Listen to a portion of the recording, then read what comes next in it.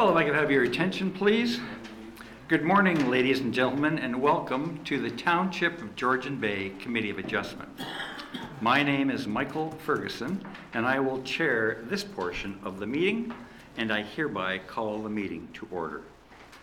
Wish to advise everyone that beginning with today's meeting, the Committee of Adjustment meetings are now being recorded, streamed, and stored online, similar to the Council and Committee of the Whole meetings. For members of the committee, please ensure your microphones are on before speaking. For members of the public, please take a seat at the front table when addressing the committee, as opposed to speaking from your seat in the gallery. As well, please ensure your microphone is turned on. Without speaking into the microphones, the recordings will be difficult to hear. This is also an opportune time to mute or turn off any electronic devices. Thank you. The camera on the back wall behind you is equipped with a microphone capable of picking up conversations in the gallery. So please refrain from side conversations. If you need to speak to someone else in the gallery, please move outside the council chambers. Beginning in February, the Committee of Adjustment will have 3 new members. On behalf of the entire committee, we would like to express our appreciation to those existing members who will be leaving us. Peter Coutier, Councillor Cynthia Douglas, and Member Ken Arbor. Mr. Coutier was so effective as a Committee of Adjustment member that we decided we would promote him to mayor.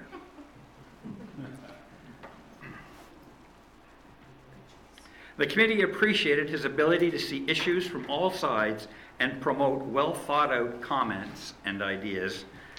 Thank you, Peter. Councillor Douglas, with her construction management background, provided valuable information and insight with respect to the challenges contractors face given the wide variety of topography throughout the township. She, as well, continually looked for compromise solutions to benefit both the township and applicants. Member Arbor, with his extensive knowledge of the history and development of Port Severn and Gloucester Pool regions, was a real asset to the committee on many occasions. Ken possesses the ability to drill down into applications with the proper perspective, acknowledging the needs of all parties. I have mentioned only a few of the attributes these members possess, and again wish to thank them all for their service. Finally, I have enjoyed being chairman of this committee during the past 4 years, and since member Tom Hill will be the new chair of the Committee of Adjustments for the next term, I would now like to appoint him as acting chair of today's meeting. Chairman Hill, you have the gavel.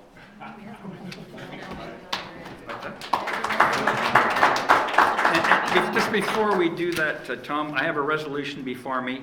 It says, be it resolved that Tom Hill is appointed chair for the January 18th Committee of Adjustment meeting. Any questions about that, staff, committee? If not, all those in favor? That's unanimous. Mr. Hill, you formally have the gavel.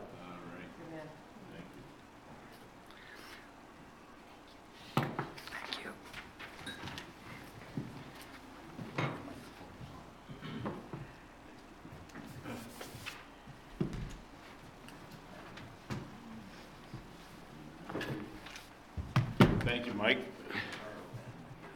And before we begin our meeting today, I'd just like to take an opportunity to thank Mike for his contribution over the past 4 years.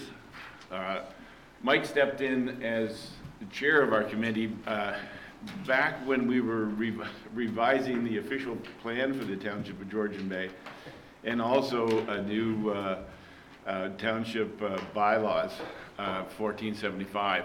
So Mike had the pleasure of working his way through that. Mike was also instrumental in adding an education section to our meetings, where we were used some time with the planning staff to get up to date on things that are happening in the planning world and changes that were happening at the OMB. Also, I'd like to thank Mike for the tremendous amount of time that he has spent traveling around the township, mostly doing site inspections and gathering firsthand information so that we could make much better informed decisions as the Committee of Adjustment. So, Mike, we're very happy to see that you volunteered to remain on the committee for the coming term, and we thank you very much for your contribution.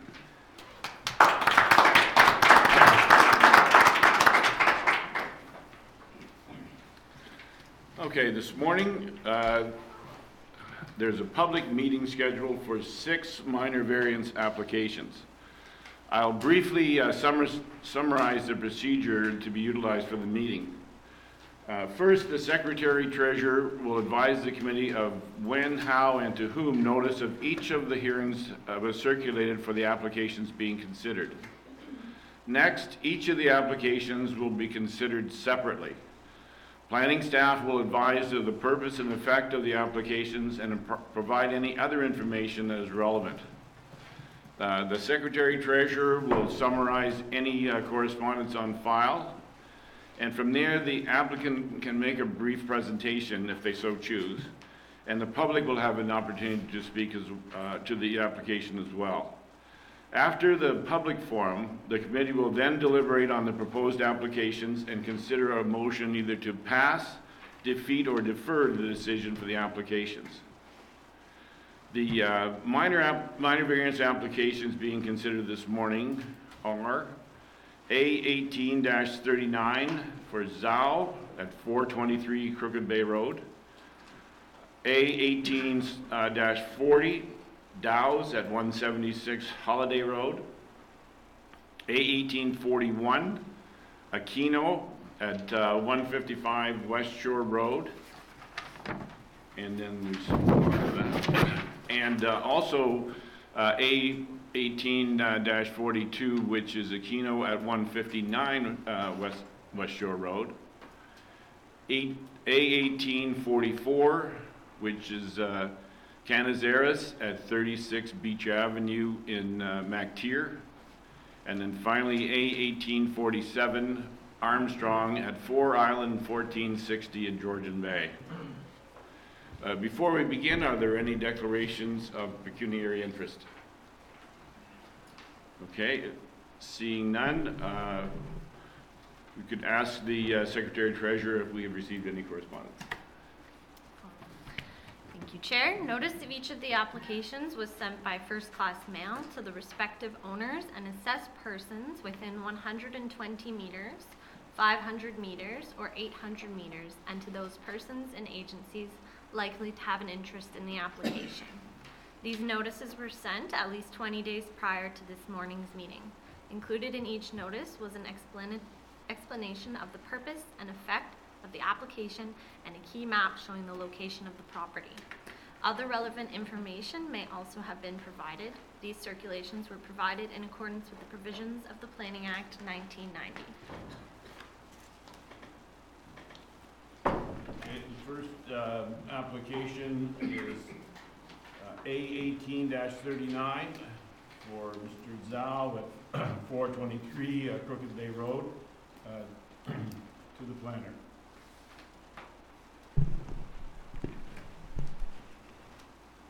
Good morning. Our first application is for 423 Crooked Bay Road, and the request is to permit an increase in the maximum permitted height of a detached garage where 4.5 meters is permitted to 5.6 meters in order to facilitate the construction of a new detached garage. The zoning of the property is 6 Mile Lake residential, and they are designated waterfront within the District of Muskoka official plan and waterfront within the 6 Mile Lake inland waterfront community within the Township of Georgian Bay official plan.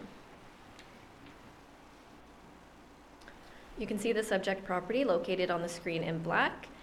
They do own their shore road allowance. It's just a bit outdated on the mapping system. In this little bay that is located here, there is a type 1 fish habitat. So if you're within 120 meters of any type 1 fish habitat and you are proposing development, so being a Planning Act application, a fish habitat impact assessment is required to be completed alongside the application. One was completed with no objections to the proposed development, and there would be no negative impact by the construction of the detached garage. So on the screen, you can see the property located in red, where you can see some of the existing development. The lot lines are not 100%, so just keep that in mind. And you can see some of the existing development on the surrounding properties.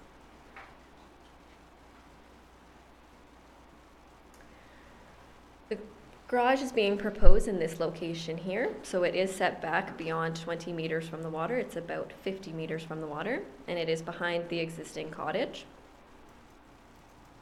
They comply with all setbacks, as well as their lot coverage. And just some site photos to give you an idea of what the property looks like. So some of the existing development. So there's a storage building, the existing cottage, and this is proposed towards the proposed garage location. So it is staked out on the property. So you can see some of the stakes locating where the garage will be situated.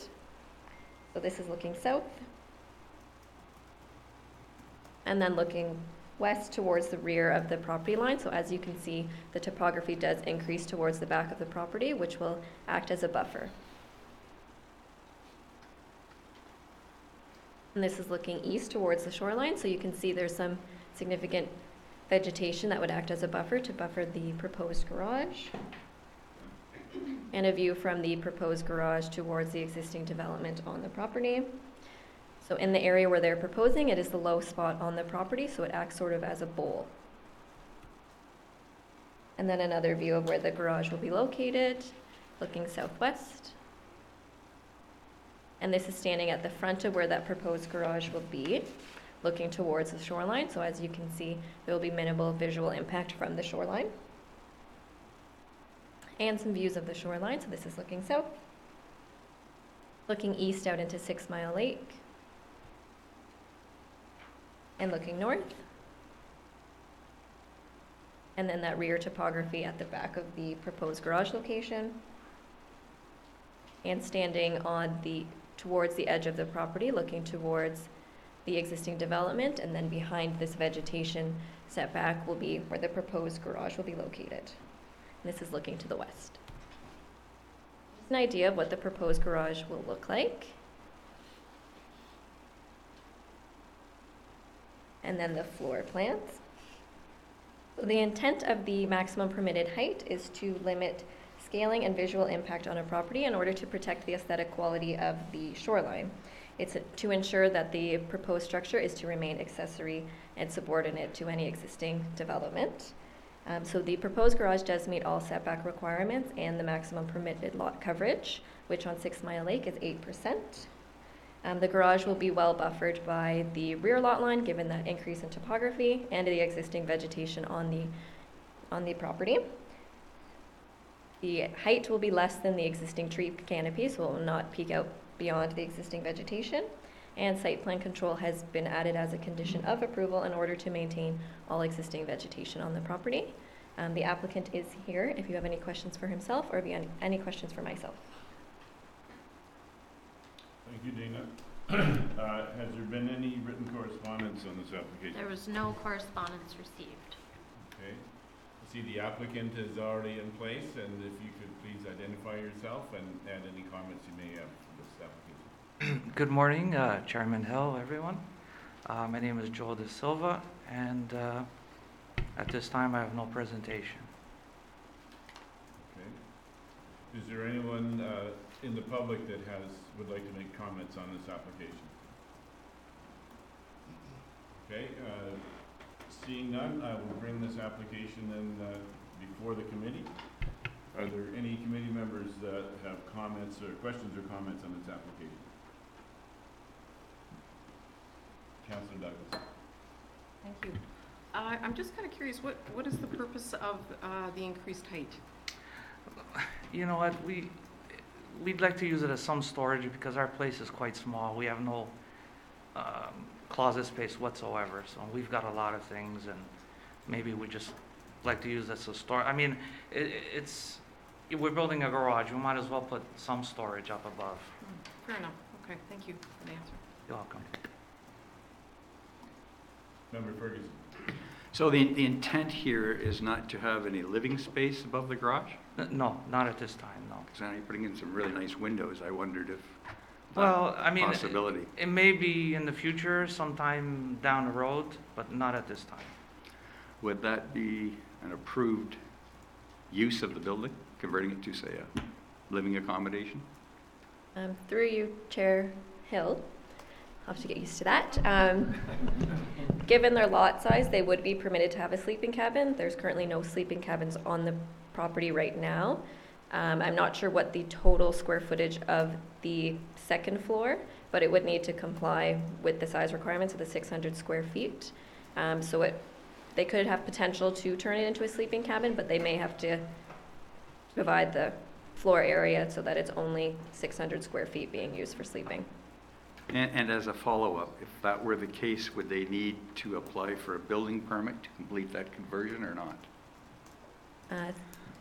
Through you, Chair Hill, they would need, if they are doing anything structural, they would need to apply for a building permit. Member Matthews. Thank you, Mr. Chair. Dana, in the section where it's got the 4 tests and we talk about being desirable for development use and land and structures, but it says the proposed detached garage shares similar characteristics with surrounding residential properties, and staff are of the opinion that the proposed reduction to the side yard setback will be mitigated by existing vegetation. But prior to that, you said that the setbacks were within line. I just would like a little clarity, if you would, please. Through you, Chair Hill, sorry, that was a mistake in the report that was left in from a previous report for a different property. They do meet the side yard setback. It's just the height that they are. Right. Okay. There is a property just a couple over that has a garage similar to this design. Thank you. Also, I was at the site and I was curious as to the way the applicant has disguised the storage box, I guess, with the wood siding. So. Thank you. I take that as a compliment. Member Ferguson. I also site inspected the property, and I think that it makes sense. The buffer of trees down by the lake will all but hide the garage, and I would be in favor of this application. Any further comments? Okay, I visited the site as well, and the picture that we saw up there with the trees certainly covers the entire project, so I don't see any visual impact as a result of this construction, so I would be in favor of it as well. Having said that, and if all the comments are in, we'll read the application as soon as I find it here. I have it, I just need to get to it. There we go. Oh, okay. All right. Be it resolved that the Township of Georgian Bay Committee of Adjustment approves minor variance application A1839 to rezoning bylaw 2014-75 for 423 Crooked Bay Road to permit the increase in the maximum permitted height of a detached garage where 4.5 meters is permitted to 5.6 meters to facilitate the construction of a detached garage pursuant to the 6 Mile Lake residential zone, subject to the following. A, that the approval of this variance is granted and fixed to the subject site plan, extent, location, scale, and use contemplated in this application. B, that a site plan control approval application is submitted and approved, that a site plan agreement is executed detailing the proposed development and vegetation protection areas in a manner prescribed by the applicable policies of the Township of Georgian Bay official plan as they relate to the administration of site plan control. C, that the approval of this variance expires 3 years from the date of decision if building permits have not been issued for the approved structure. All those in favor? Carried.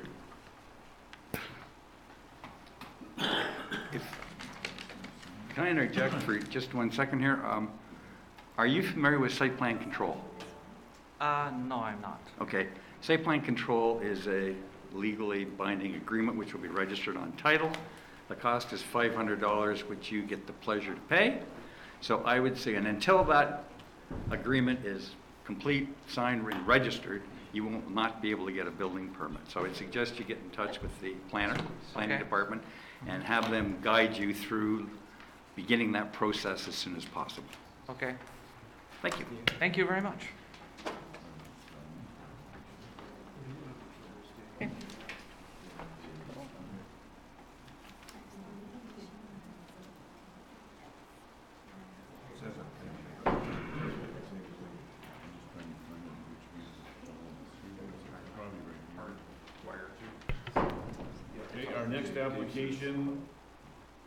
Our next application is A18-40 for Douse at 176 Holiday Road, 6 Mile Lake. To the planner.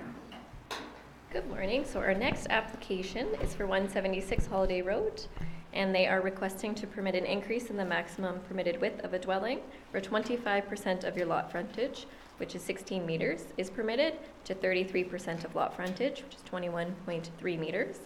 To permit a reduction in the minimum required front yard setback to a dwelling where 20 meters is required to 17.8 meters, and to permit a reduction to the minimum required setback of a septic where 30 meters is required to 15 meters in order to construct a detached dwelling and an expansion of the existing septic. So the property is zoned 6 Mile Lake residential and is designated waterfront in the District of Muskoka official plan and waterfront within the 6 Mile Lake inland waterfront community within the Township of Georgian Bay official plan. The property is located here in black. So you can see it, it resembles a peninsula shape. Within this bay here, there is a type 1 fish habitat.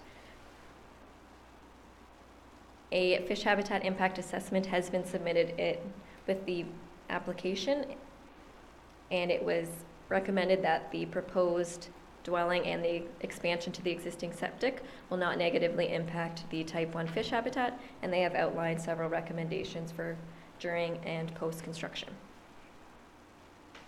So you can see the existing property outlined here in red, and to the rear of the property is Crown land.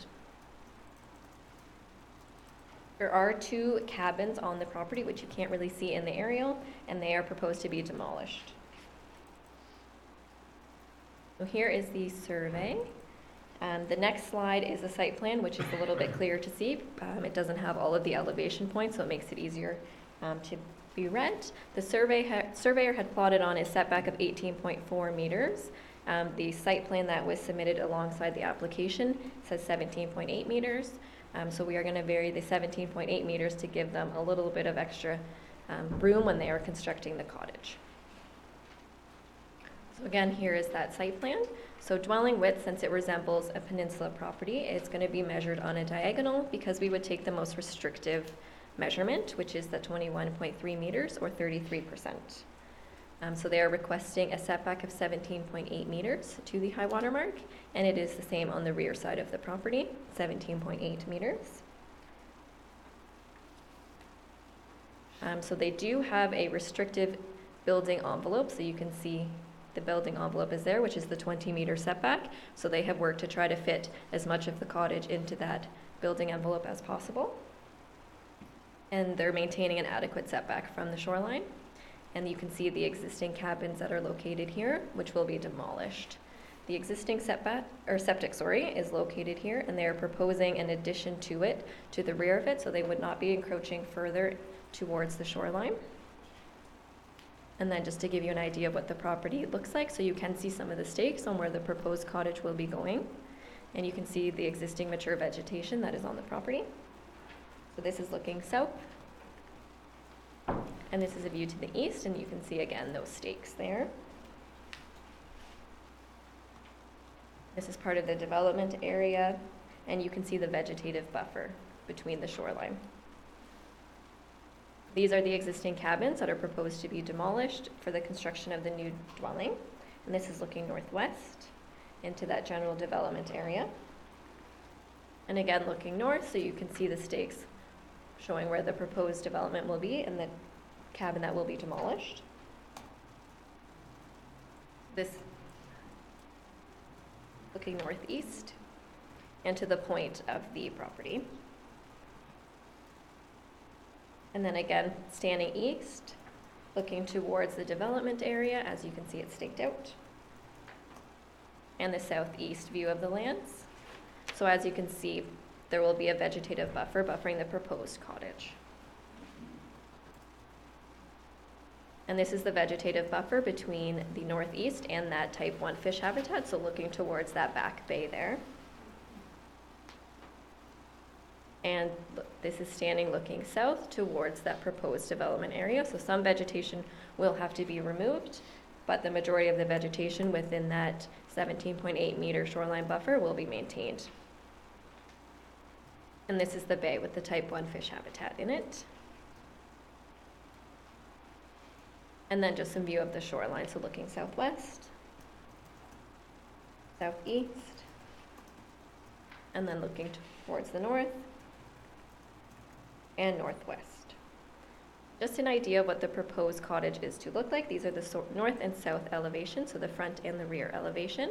They will be complying with the maximum permitted height, which on 6 Mile Lake is 7.5 meters. And the east and west sides of that cottage. And then just to give you some idea of the floor plans that they are proposing with the proposed deck along the front that meets the setback. And it will be open with a slight second story on that cottage. So on 6 Mile Lake, we aim to preserve the character of the area and maintain a balance between built and natural form. So there will be a balance between the maximum permitted dwelling width and that setback of 17.8 meters. The front yard setback, they have moved the cottage as far back as they could possibly go, given the narrow building envelope that they have that would meet the 20-meter setback. There's significant vegetation within that shoreline buffer area, and site plan control would be applied as a condition of approval in order to maintain them and maintain the existing vegetation and implement any recommendations through the fish habitat impact assessment. So the septic is being expanded towards the rear. The existing setback or septic was just slightly undersized for what they are proposing, so they will need to do a slight expansion. The building department has reviewed their proposed floor plans and is comfortable with their proposed expansion to that septic system. They meet all other provisions of the zoning bylaw. In future, they are proposing a boathouse, and with the cottage, the boathouse, and a potential gazebo, they are under their lot coverage. And they're at about 5.9% with all of those structures together. So staff have recommended support of the application, approval of the application. The applicant is present if you have any questions for themselves or any questions for me. Thank you, Damon. Has there been any written correspondence for this application? No correspondence was received. Okay. I see the applicant is present and stepped forward. Could you identify yourself for the record, please? My name is Nathan Bueller of Building Workshop. We're the applicant for homeowner Peter Dowson, Susan Himmelman. Okay, do you have any additional comments? On this application? No specific report. Just to piggyback, I guess, on what Dana said, that we've kind of come into. I mean, what we've worked with is a challenging site, especially with how the bylaw applies to dimensioning the building along the site. So we have done our very best to try and be as sensitive as possible. Okay, and is this gentleman the applicant? Yes. Okay, thank you very much. Were there any members of the public that had any comment or question about this application? Okay, then seeing none, I'll bring the application before the committee. Are there any questions or comments from the committee members on this application? Councillor Bocek. Yeah, thanks for the delegation and the report. My question is for the applicant, or the representative of the applicant. Being that you're asking for a reduced setback on the front yard from the water to accommodate the septic system, was there any thought given to the fact that a simple weeping system wouldn't be adequate, and maybe you would up it to something like a tertiary system? And I thought just during the planning stage, this might be an opportune time to have a look at that. I'm wondering if there's any thought in that direction. Yeah, I've looked at a couple of the tertiary systems, and I actually am interested in using that to get a smaller footprint for it. So probably a Waterloo system. There's a couple others that actually might do it as well or better, but one of them is still waiting for approval. I think it needs its BNQ approval still, which should be coming later this year. So whatever's available at the time, I will look at. Super, thank you. Any other questions? Member Ferguson. Thank you, Mr. Chairman. I did site inspect the property, and I think that you both should be given a pat on the back. I think the way you've tried to, peninsulas always are a problem trying to meet all the bylaws and setbacks, and I think you've really done a great job trying to fit this property with the septic system in the area that's available to you, and I have no objection to this application. Member Matthews. Thank you, Mr. Chair. I as well visited the site. It's interesting driving the roads of Georgian Bay Township in the wintertime, I can tell you. Thank goodness for snow tires and four-wheel drive. I'm just sort of curious in my own perspective. When I drove there, there was quite a bit of I would say trees that have been cut and chopped and some sort of a pile of firewood. Is the building going to be forward of that? There shouldn't be any so as you drive there, you're actually, the property immediately before ours is the neighbor, and so on your left you pass a whole lot of firewood, but as you go through there to where our property line is, I don't think we have anything on our property. Okay. That's chopped. There's a lot of deadfall there from that back bay that hasn't been ever touched. It's just sort of sitting there, but there's nothing actually on our property, I don't believe. Maybe I was slightly off because I thought it said 173 was the neighbor sort of to the right. So you almost feel like you're driving through the neighbor's, like his driveway. He's got the wood on the left side, yes, and his cottage on the right side, and you drive between those to get down, but you're not actually on our property until you're almost right at the water. Right at the point. That's what I thought. Okay, Yeah. Thank you for that clarity. Yeah. I actually was at the site as well, and the neighbor was there. And, he's always there. And he was burning the brush from that firewood. And again, I would commend you on what you're trying to do there. It's a challenging place, and be interesting to see what happens to that. Got to be a century-old log cabin that's there, but. We've talked about moving it, finding someone to take it. The problem is the bottom logs are all rotten, so it'd be a pretty, we thought even if we could move it on site and use it as an outbuilding, but it is one of the kind of older cabins on the lake. So some of the guys in town at the museum have talked about bringing it into town and rebuilding it, but they'd have to rebuild the entire bottom half of it. Right. I do have a question for the planner on this application. A couple of slides prior, you showed the site plan with dimensions on it for the proposed cottage, and I noticed that you've got a measurement taken there of 70 feet as I guess being the front of that property, or is that the way the calculation is done? It looks like a diagonal, no, the one above that, the 70-foot one, just, no, the width of the cottage. Width of the cottage. Yeah, that one. That one. So that's, you're measuring corner to corner there to get that 70 feet. Is that the typical way that dimensions are taken for a peninsula? Through your chair, Hill, yes. On a peninsula, we do the most restrictive, so you would follow the shoreline and measure whichever is the greatest across that property. On your standard rectangle lot, it would just be what's facing it, so that distance. Unfortunately, since they are on a peninsula, their width becomes more restrictive. What you can view if you're following the shoreline, and that would be the widest point. Okay, makes sense. And just on that point, it's actually, the lot isn't even defined as a peninsula because it has it has a short side lot line, a long side lot line, and no rear lot line. It has a rear lot point. So technically it's not a peninsula, because if it was, we'd actually have more frontage to divide the width of the cottage by. So we get it's 530 feet if you measure it around the point, but we only get about 220 feet or something of frontage because it's not a peninsula.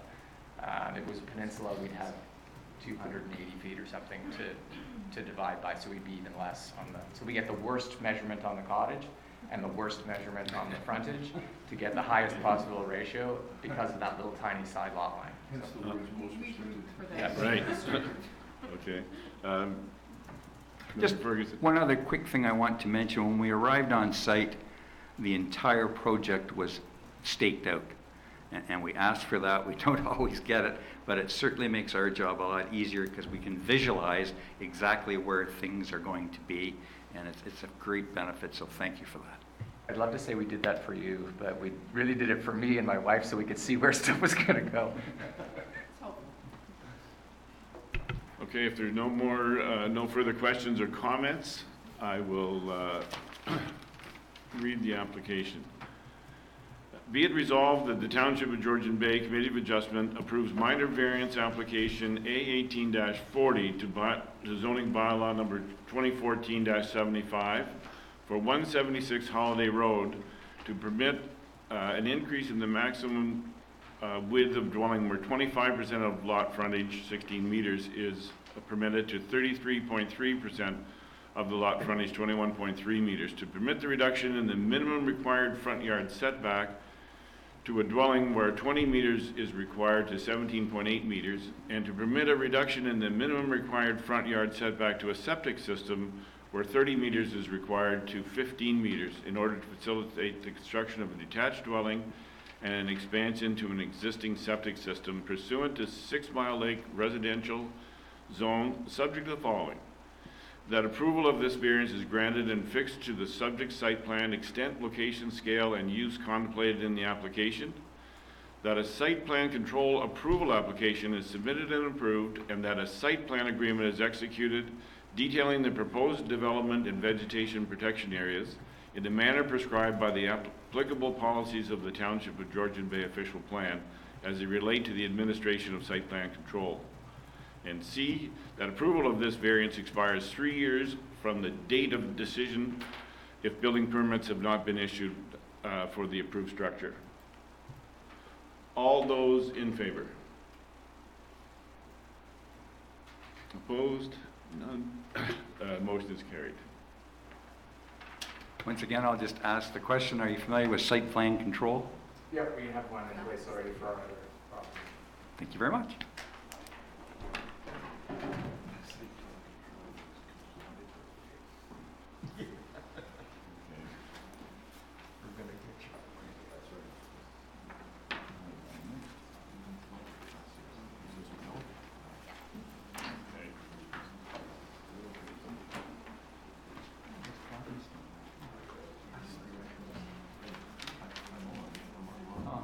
Yes.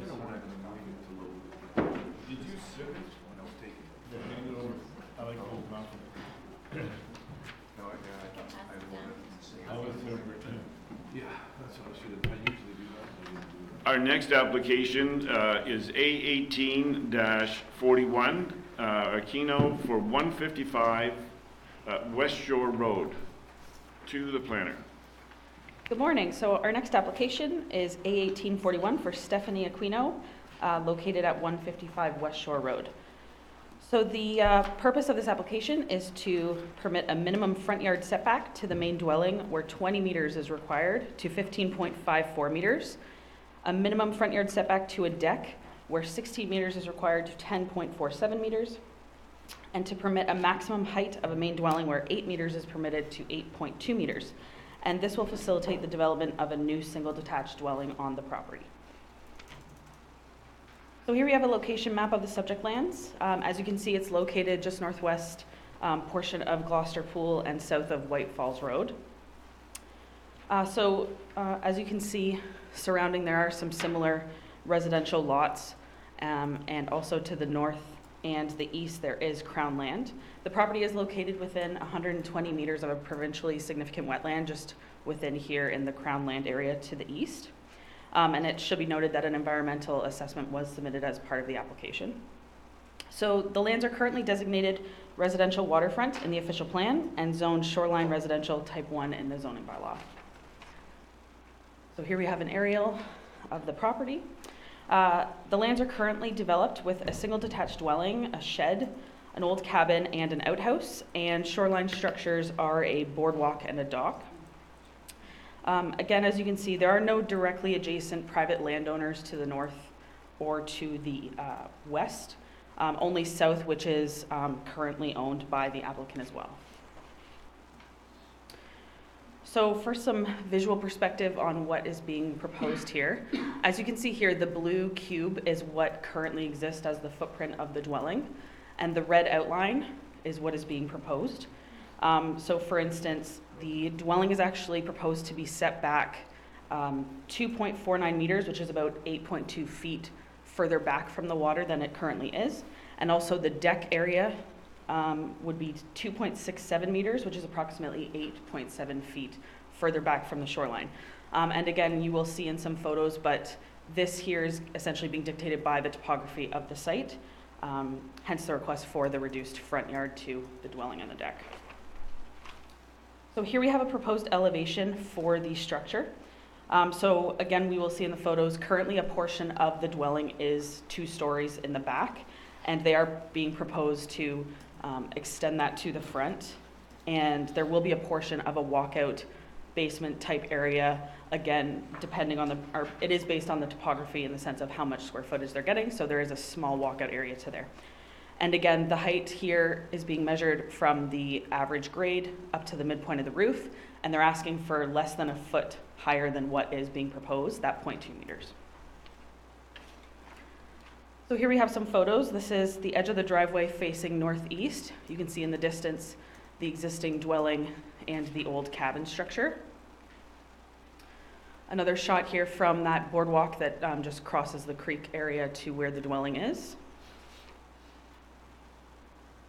Here's a shot of the existing dwelling, and as you can see, that back portion there does have that 2 stories, with the front being currently 1 story, so that will be extended.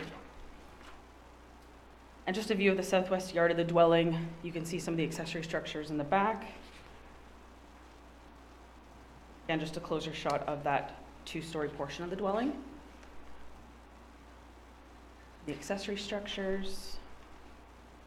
And so here we have the back of that dwelling, and as you can see, it's quite the slope that's happening here. So again, the reasoning for these front yard setback variances that they are requesting is because this is really dictating where their building envelope can go, of course without extreme blasting, etc. So here's a view of the dwelling facing the water. And this is just showing the approximate boundary to the north. And again, just to reiterate, this is Crown land to the north. There is no private landowner on that side. And then here we are just looking out to the bay. And this is just a quick shot of the adjacent property that is being proposed to the south. Again, just showing that it is quite a distance away for where the proposed building envelope is for the next property. So this application for minor variance is deemed to meet the 4 tests as outlined in the Planning Act. The proposed dwelling footprint is similar to what exists today and takes advantage of the majority of what is existing of that footprint. The further setback, it is further setback from the water, and again, given the topography, the applicants have done a good job in making sure they can take advantage of that as best as possible. It's not anticipated to create any additional visual impact from the water to what exists today. And the increase in height being proposed is considered minor, as it is less than a foot of an increase from what is permitted, and is appropriate to allow for a functional walkout area in the bottom and take advantage of that extra space. So staff are in support of this application with the inclusion of the conditions outlined in section 11 of the planning report, which includes a site plan control application, and that would include the proposed development that you see here, the vegetation protection areas, as well as the mitigation measures that were outlined in that environmental report. That just is more so just general construction mitigation to help with the shoreline and also that PSW in the back of the property. And also confirmation from a licensed septic installer that the septic system is sufficient for what is being proposed. The applicants are here today if you have any questions for them or myself. Thank you very much, Victoria. Has there been any correspondence on this application? No correspondence was received. I see the applicants have stepped forward. Do you identify yourself, please, and give us any comments you may have? Hi, my name is Stephanie Aquino. I am the applicant, but you can direct all questions to my husband on this side, my representative. Your assistant. Daniel Aquino. Okay, is there anything that you'd like to add to Victoria's comments? No, I think Victoria touched on everything. Okay, is there any member of the public that would like to comment on this application? Yes, sir, if you could come forward and identify yourself.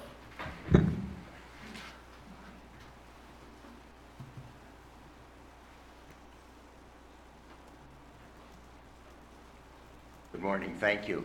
My name is Miro Staruba. My wife and I own property 2 lots up from the existing property that's in question today. Could you spell your last name for us, please? Staroba, Staroba. Thank you, go ahead. My wife and I are very familiar with that property because it's been in her family since it was Crown land. And we just want to say that we feel that what the Aquinos are proposing here is entirely adequate for the lay of the land and appropriate, and we as neighbors have no objection to their application. Thank you very much for those comments. Are there any other members of the public that would like to comment?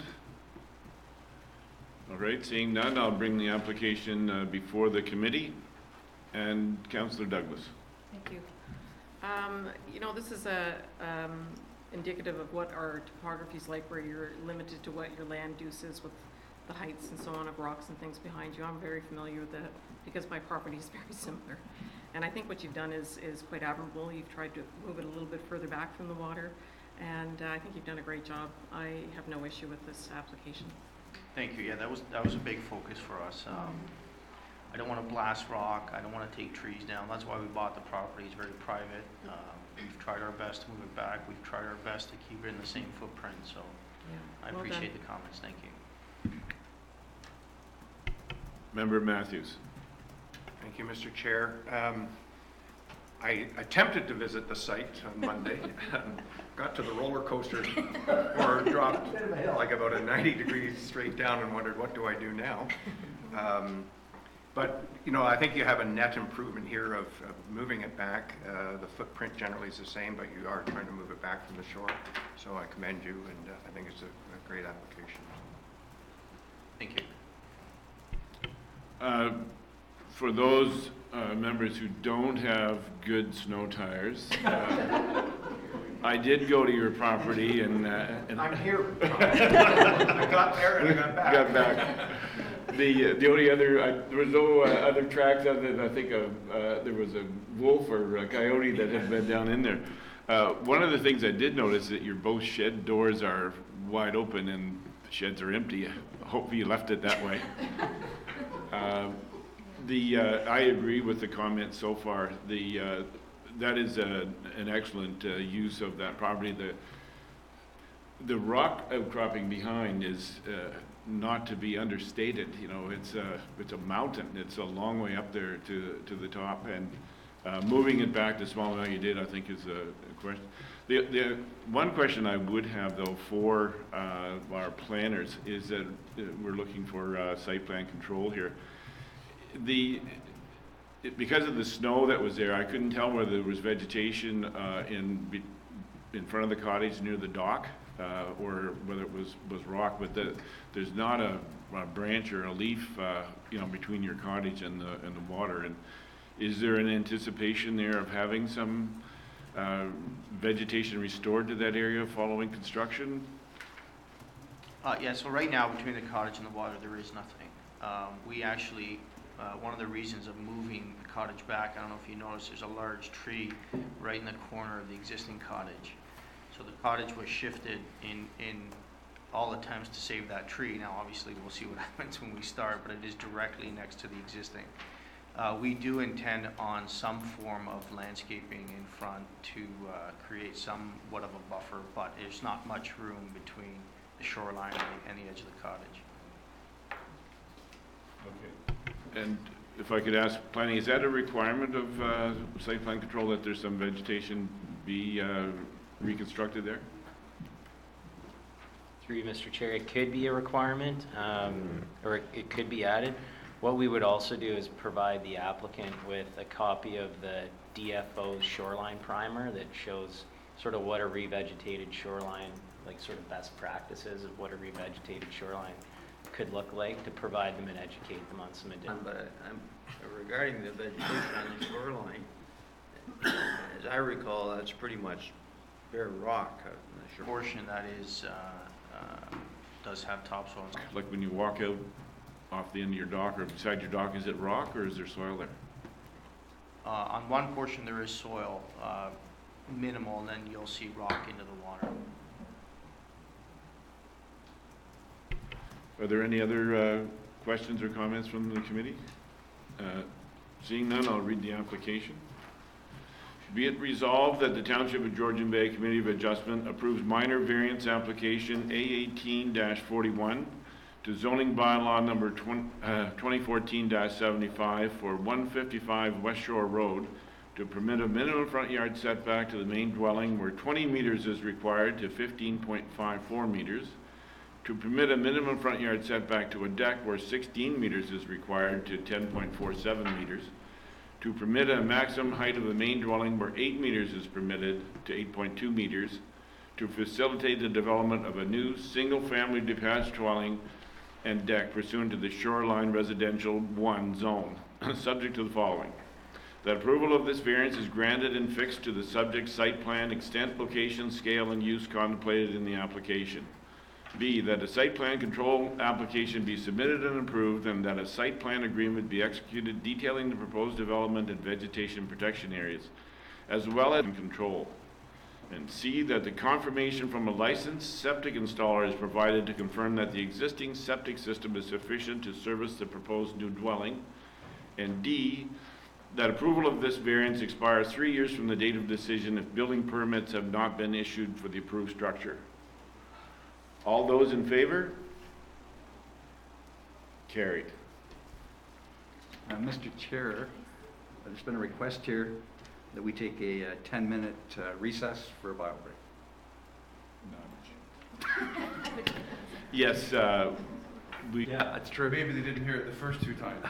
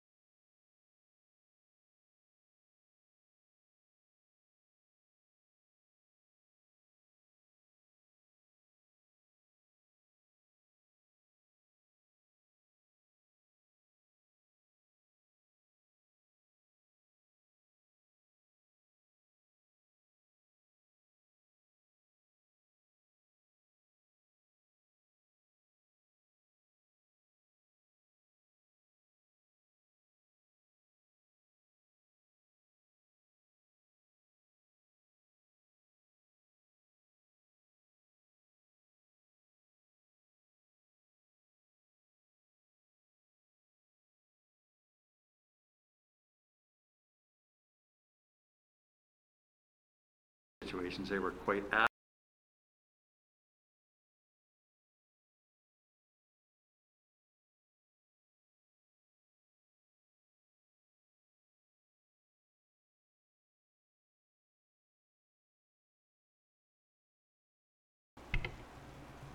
If there's no further questions, I'll read the application. Be it resolved that the Township of Georgian Bay Committee of Adjustment approves minor variance application A 14-42 to zoning bylaw 2014-75 for 159 West Shore Road to permit a minimum front yard setback to the main dwelling where 20 meters is required to 16.16 meters to facilitate the development of a new single-family detached dwelling pursuant to the shoreline residential type 1 zone, subject to the following. A, that approval of this variance is granted and fixed to the subject site plan extent, location, scale, and use contemplated in the application.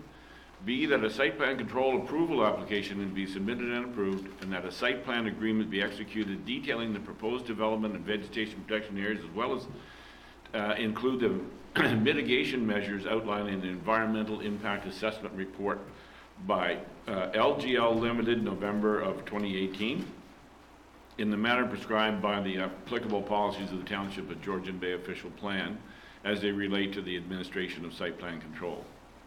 And C, that approval of this variance expires 3 years from the date of decision if building permits have not been issued for the approved structure. All those in favor? Carried.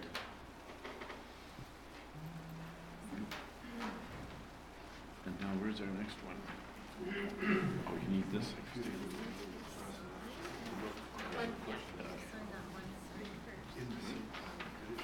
It says Warren Miller.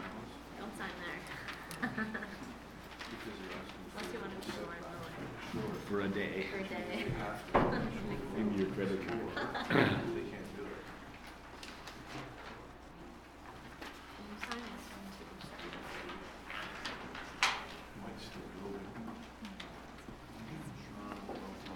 Our next application is A 18-44 for 36 Beach Avenue in Mcteer. To the planner. Good morning. So the application is for 36 Beach Avenue, and the request is to permit an increase in the maximum permitted lot coverage, where 10% is permitted to 31.8% to facilitate the construction of an addition to the rear of an existing dwelling pursuant to the residential type 1 zone. So the subject lands is within the Mcteer Urban Center and is on municipal services. To give you an idea of where the property is, it's located in black on the screen, off of Beach Avenue. So Beach Avenue ends, and then there is a right-of-way to access the 3 remaining properties at the end of that road. The subject property is located in red on the map. The lot lines are not 100%. So you can see the existing development as well as the surrounding development on the neighboring properties. To go into a little bit of history on this property. So the surrounding properties that are all shown in red on the screen are zoned residential type 4. The subject lands is shown in yellow, and it is zoned residential type 1. So it is the outlier in the surrounding properties. And then there's the institutional zone where I believe it's the district water treatment plant there. So in 2007, when zoning bylaw 9119 was in effect, the subject property was zoned residential type 4. So this occurred through an amendment that coincided with the introduction of services to these properties. And when the new zoning bylaw was prepared, and it was enacted in November of 2014, the digital base map did not include the update to the R4 zone for this subject lands, which resulted in the rezoning from 2007 not being carried forward. So based on a review of the historic information, it would be appropriate to afford this property the R4 zone provisions because it's similar to the surrounding lot. So as you can see them all there outlined in red, everyone that would be permitted a 30% lot coverage. So the development was looked at a perspective that if they had the R4 zoning, then in future, when we do a housekeeping update, the R4 zoning will be brought forward and correct that R1 zoning. So it should, in future when we do our housekeeping, we'll go back to that 30% lot coverage as opposed to its current zoning, which is R1. But since it is zoned R1 in our approved schedules, we have to follow the R1 zoning as our base. So just to give you an idea of the existing development and what they are proposing. So the existing development is shown here in dark gray, so that is the existing cottage. This lighter gray is the existing deck that is off the front of the cottage, as well as along the side yard and the entrance at the back. This hashed area is the proposed development. So they're proposing a garage on the main floor with additional living space above, as well as a small screened or covered porch as access there. So in zoning bylaw 9119, the zoning was R4, and at that time, they only required a 10-meter setback from the water, as opposed to the R4 zoning today, which requires a 20-meter setback. The original cottage was built, I believe, in 1950 or 1951. They put this deck on along the front of the cottage in 2014. So in 2014, they did it prior to the enactment of the new zoning bylaw. I believe it was early March or April when they applied for their permit for the deck. So they complied with the 10-meter setback, and as we have the standards still today, you could encroach 4 meters into that required yard with the deck. So the deck was permitted to go to a setback of 6 meters, which is the setback that it is at today. So there was a building permit issued for that deck because it did comply. So section 411A allows the structure to be expanded provided that it does not reduce the front yard, side yard, or rear yard, or add gross floor area, or height in the required yard. So the addition that they are proposing is set back beyond the 20 meters, so they're not adding any living space or reducing any setbacks within the required yard, because it's all back behind the 20 meters. All they are requesting is for an increase in lot coverage to 31.8%. The minimum required setback to a right-of-way, because the neighboring lots use that for access to their properties, is 4 meters, and a 9.8 meter setback will be maintained to that existing right-of-way to allow the neighboring property to access their lands. So the visual impact of this development has already been established with the existing cottage and that existing deck. Everything that they are proposing will be located towards the rear of the property, and it is, and I have site photos to show you, it is an open area at the back. So they will be maintaining that balance between built and natural form. Just to give you an idea of what the property looks like. So this is the rear of the property, showing where that proposed development will be taking place. And this is looking south. The direct neighbor, their development is located further back, so you can't see it in this photo, but it is in further photos.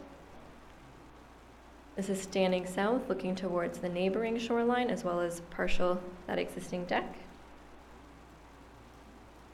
This is the north shoreline. And looking northeast, so this is standing beside the existing development, looking out towards that shoreline. And looking south towards the neighboring shoreline. And then another south view further down. So this is standing in front of their existing dock, so right near the edge of their property, looking towards the existing development. So as you can see, the visual impact has already been established by their existing cottage, as well as that existing elevated deck.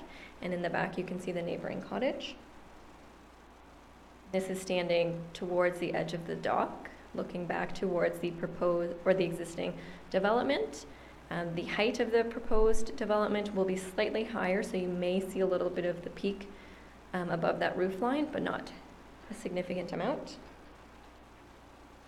And then again, looking south, in the area of the proposed addition, and then you can see the neighboring cottage, and the shed here does belong to the subject lands. And as you can see, the rear of their property does have a significant topography, which would make it difficult for any buildings up in that portion. And this is looking north towards the direct neighboring property,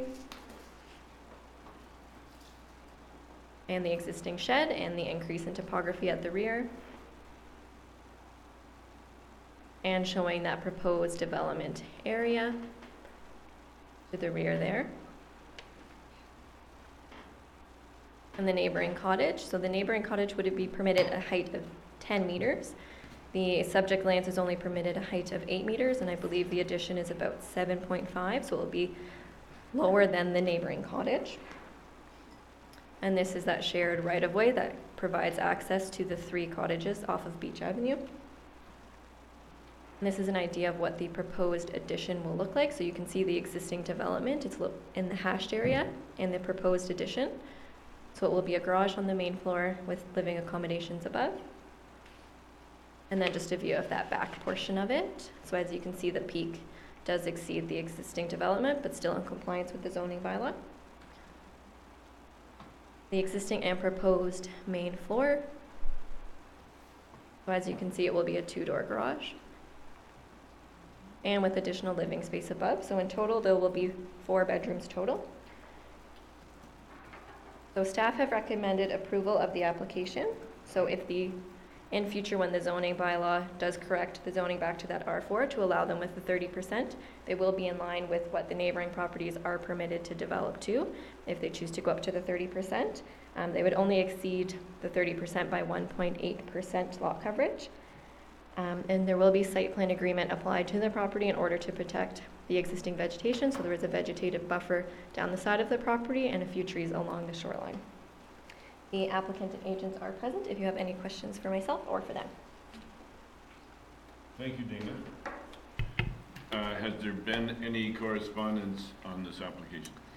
6 letters of opposition were received from Rudolph Kurz, Margaret Cameron on behalf of the Stewart Lake Association, John Struthers, Greg Stoner, and Louise Rivet, stating concerns with lot coverage, privacy, and increased traffic.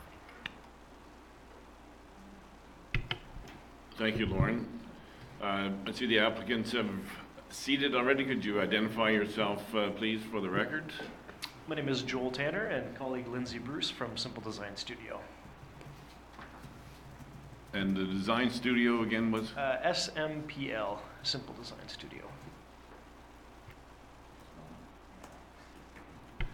Do you have anything to add to the planner's comments? We do, thanks Dana. Good information put forth. We completely understand where the neighbors are coming from because of how the numbers have to be presented out to the general public. I think now that we're here today, I think the committee has a good understanding on where we're coming from in terms of a proposal.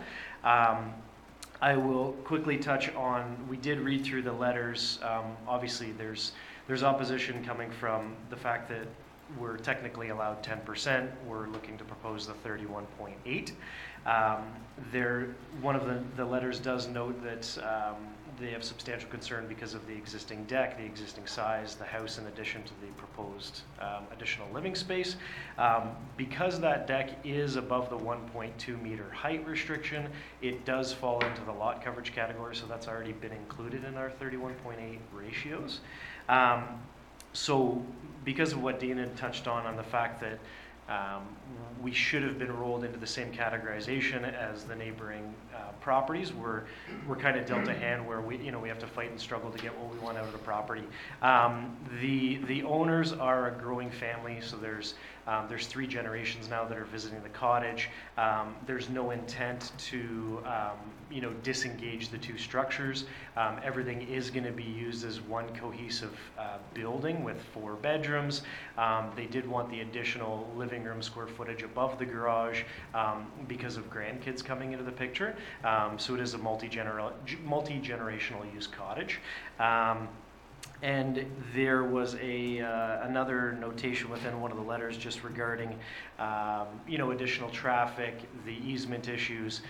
Dana had touched on the fact that we are substantially set back from that easement, so we have space to park vehicles in the garage. We also have appropriate space to park between the garage and the easement to allow right-of-way out to the neighboring properties, so we don't feel that there's any concern. There shouldn't be any concern from a neighbor standpoint with accessibility to the other properties. And there won't be any increased traffic because we're not increasing the same family members visiting the cottage, just additional living space. Do you have any comments?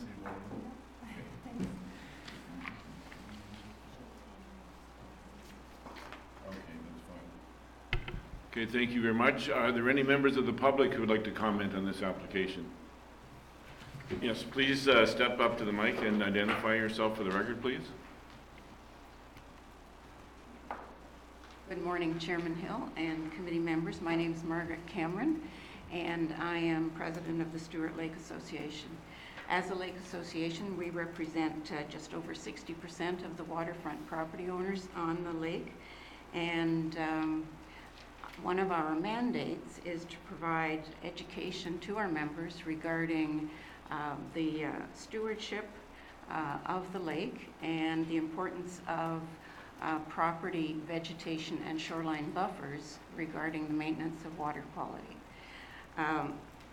Because of the location of this particular property and the elevation, it is a highly visible property to all of the lakefront property owners, as is demonstrated by the fact that you've had the number of letters submitted to you in regards to this application.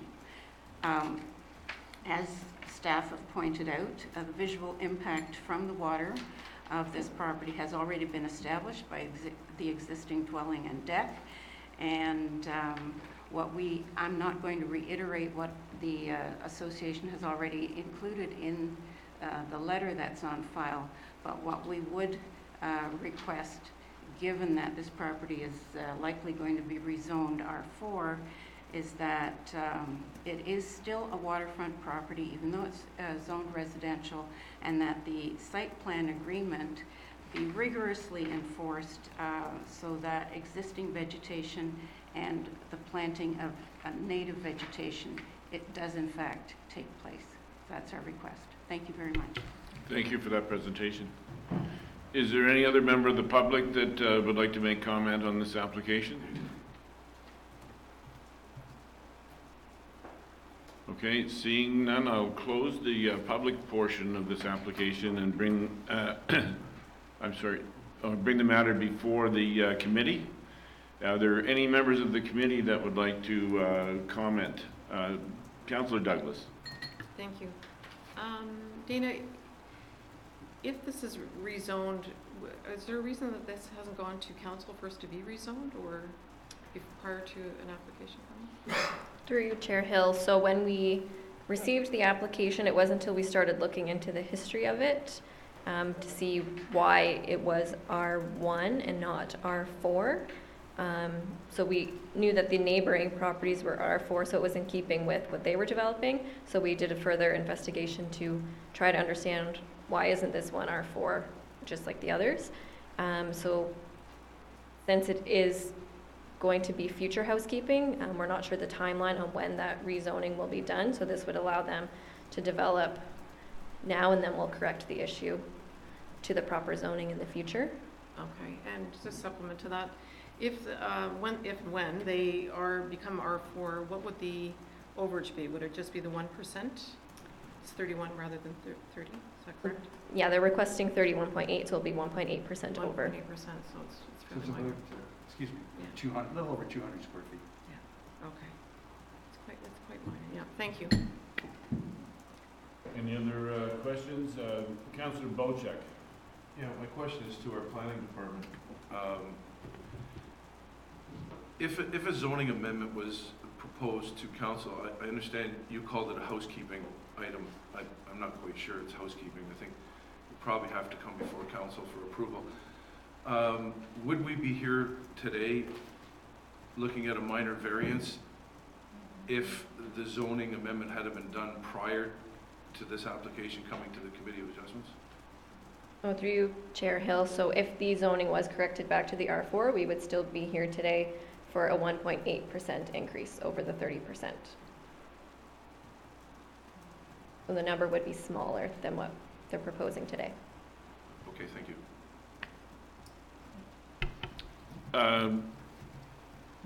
Councillor, Member Matthews. Councillor just got promoted, thank you. It's not a promotion, trust me. So Dana, I'm wrestling with this. I understand that the neighbors are R4, this is R1. If they were R4, it would be a 1.8% overage, and I think it would probably be a bit of a slam dunk. but it's not. And I have concerns about approving this based on, we hope that the housekeeping will change it. And if it doesn't, for whatever reason, a 30% coverage on an R1 is massive. And I'm just wondering, perhaps two members of council could give some idea, you know, could this come to council? Could we defer this to come to council and we just approve the 1.8%? Would be my question, I guess, to our learned councillors. Councillor Douglas. Yeah, thank you. Member Matthews, good point. Dana, can you give us a little insight as to why this particular property was not zoned R4 at the time? Was that an oversight, or maybe Jimmy, sorry. Yeah, through you, Mr. Chair. Just in terms of the history, Dana provided a bit of history at the start, but what effectively happened was in, what was the first date? 2007. So let's step back. Pre-servicing in Mcteer, all of the properties were R1. Servicing gets instituted. There's a zoning bylaw amendment to take those R1 properties and move them into the R4 zone. The R4 zone, for all intents and purposes, is the zone that applies to serviced residential lots. This is a serviced residential lot that we're dealing with here.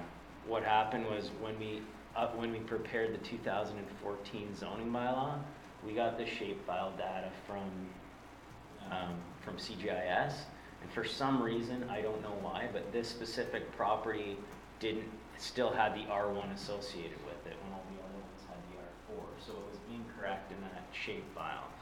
We didn't go through every single property as part of the zoning bylaw review specific, and so this property got instituted in the current zoning as R1. So even though it has servicing, it got identified as R1.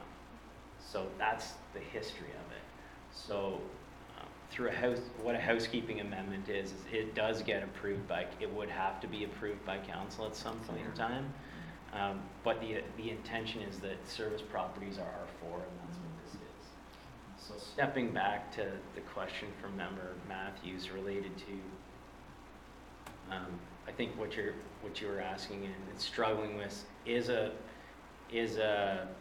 20+% increase in lot coverage to what's currently R1 an appropriate thing for the committee to be considering? Does that meet the requirements of the minor variance?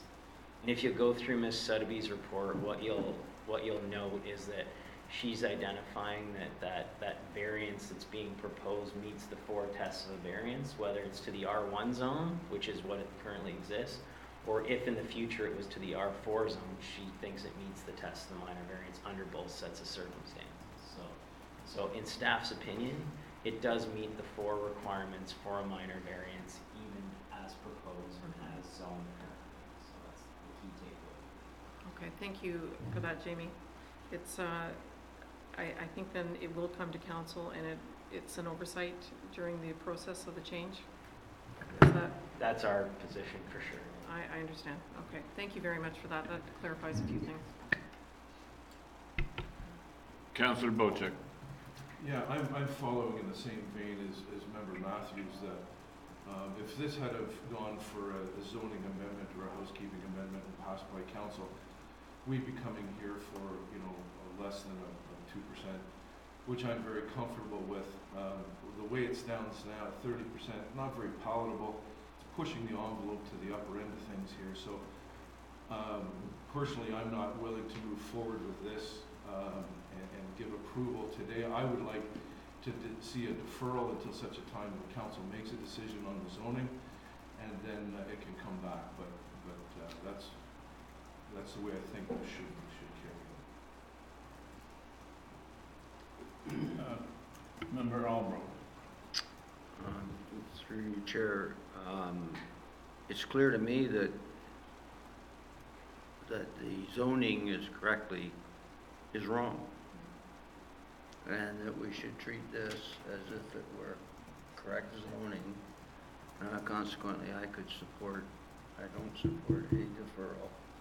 I think people have to get their plans done and get things ready for next spring, and it would be unfair to defer this when we're clearly dealing with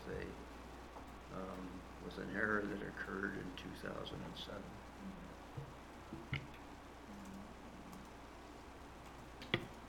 Member Ferguson.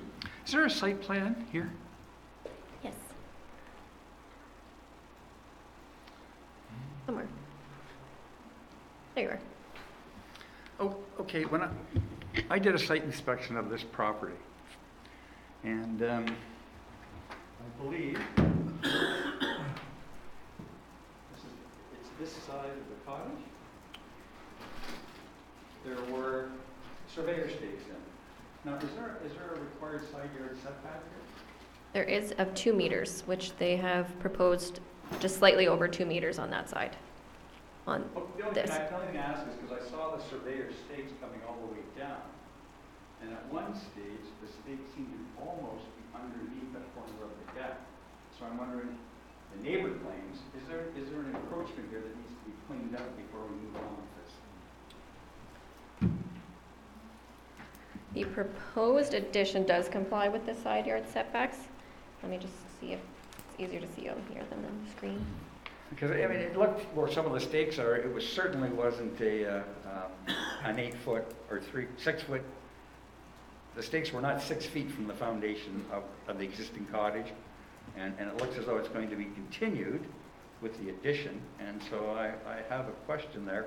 I want to make sure that we're all concerned that this lot is in compliance.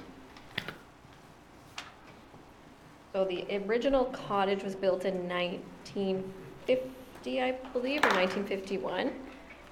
So I'm not sure whether or not those side yard setbacks comply. They may be just under the 2 meter setback, but the proposed addition meets all required setbacks.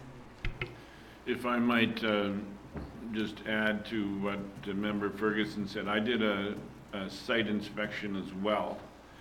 And the survey stakes there are very well distributed along that lot line. You have the terminal one at the water and the terminal one at the easement. And the ones in between are physically underneath the deck. You know, there's places where the deck overhangs that those survey stakes. So the idea of having a 2 meter setback there is not correct. And, you know, that was one of the questions I was going to raise. If there is a requirement there for a 2 meter setback, I think that needs to be looked into because it's at best right on the line. And if you look closely, I think you'd find that some of that deck is actually overhanging the neighbor's property. And just to add to that, when you look down the property line, there's the side of the cottage, and then there's the stakes, and then there's a fence running down a certain length of the property down to the front corner of the deck, which would seem to be, doesn't make sense that they're outside the lot line as well. Councillor Douglas? I was just to the planners. Was it in compliance when it was done, or is this something that needs to be corrected, or do we know? The decks was constructed in 2014. At least the old building permits are still stapled to the wall underneath the cottage. Through you, Mr. Chair, we didn't evaluate the historic building permits as part of this minor variance application. If a building permit was issued, I assumed the deck complied with the zoning bylaw, whether it was in compliance with what the yard setback was or whether it was the replacement of an existing legal non-complying deck. I'm not sure, but those have been constructed with permits. Those are in place. That's not specifically the matter that the committee's being asked to adjudicate on today. What they're being asked to deal with today is specifically the increased lot coverage with respect to the development on the property. But if there isn't, we can look at the historic encroachment issue, but that's not specifically the question that's before the committee at this time. And any addition that is made to the building, should this variance be granted, would have to comply with the zoning bylaw and that side yard setback requirement that exists in the bylaw. They're not seeking relief for that setback, so it would have to meet the requirement of the bylaw. Okay, thank you for that, Mr. Robinson. If I understand your comments correctly, then the compliance is not retroactive, then there's no requirement to go and revisit the existing property. Were there any other questions or comments on this application before we go forward? Councillor Douglas? I just, I'm always of the opinion that we try to work together with the public on all sides. And I think if this is something that's going to come to council soon, is it, for housekeeping? Do we know? Through you, Mr. Chair, it's something that when the next round of housekeeping matters get done, it would be included. Subject to this being approved, I don't see any immediate urgency with respect to this because they would be able to get a building permit in accordance with, that's what this variance is designed to do. The other point of note I'd just like to make is that we did hear comments from the Lake Association related to the site plan agreement and the benefits of including a site plan agreement on the property with respect to the opportunity to revegetate, that we don't have that opportunity now. This application isn't approved. So there are some benefits with respect to it as well. Yeah, just supplement to that, if I may.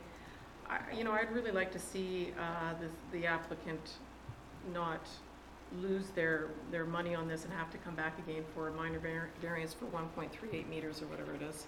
If it's ultimately going to be put through housekeeping, and I think given the nature of how it stayed at the designation it has, it in all likelihood it is going to get passed. I'd like us to get a consensus here rather than deny it, how we feel, if it's going to be denied, I'd rather see us defer it. No, I agree. I think we can very quickly do that. Are there any other comments or questions before I raise it? Councillor Bocek. Well, I think it's important that sorry, my microphone. I think it's important that before we move forward with this, that we kind of know where we stand as far as the deferral goes. If you're asking this member whether you'd like to see a deferral, yes. Would I approve this application today? No. But I would like to see this application move forward, but I'm just not comfortable with the 30% overage. Okay, thank you, Councillor Bocek.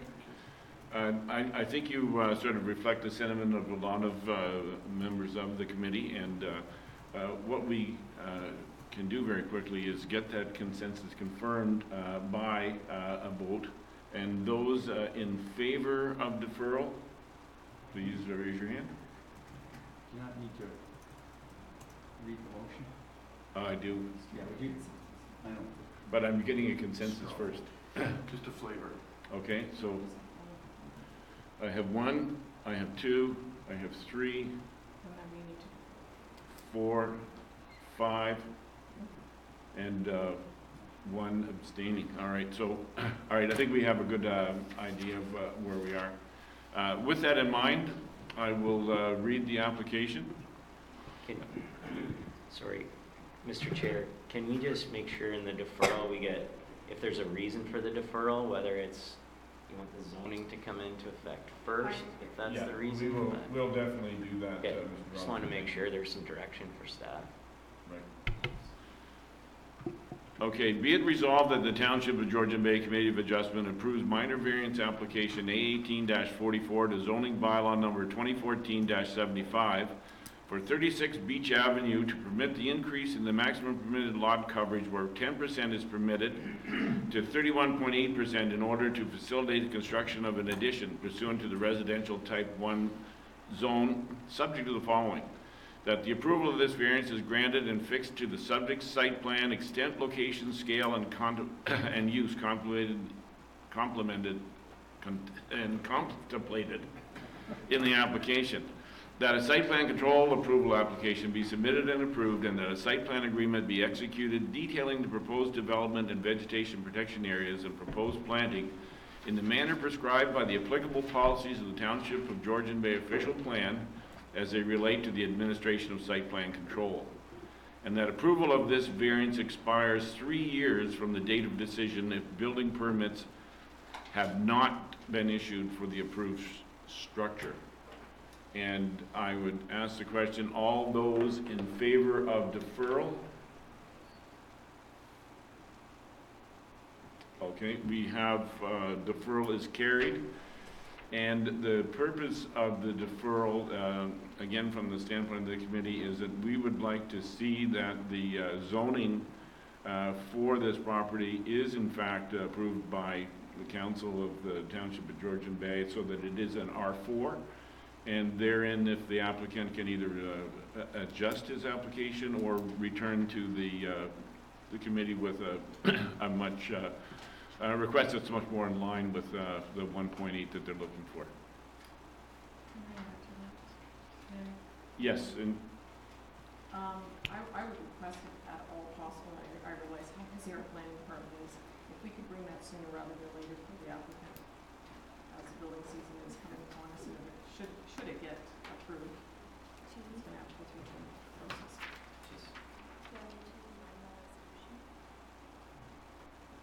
No, I think we've got sufficient direction, but yeah, just so everybody knows, the process would be that for any housekeeping update is there's a public meeting that has to occur, and if council's satisfied the day of the public meeting, they can make the decision, or they can wait till next meeting. There's a 20-day, or sorry, in the township, there's a 30-day notice requirement for any public meeting that's in the bylaw, so we definitely can't meet the February meeting, but it could go to March. Thank you for that. Thanks. yeah, thank you very much. Okay, so we're good with that.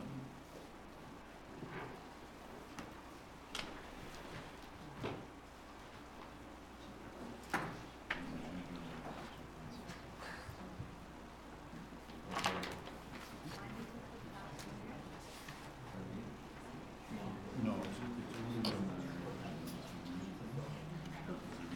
So is there nothing here? That's all right.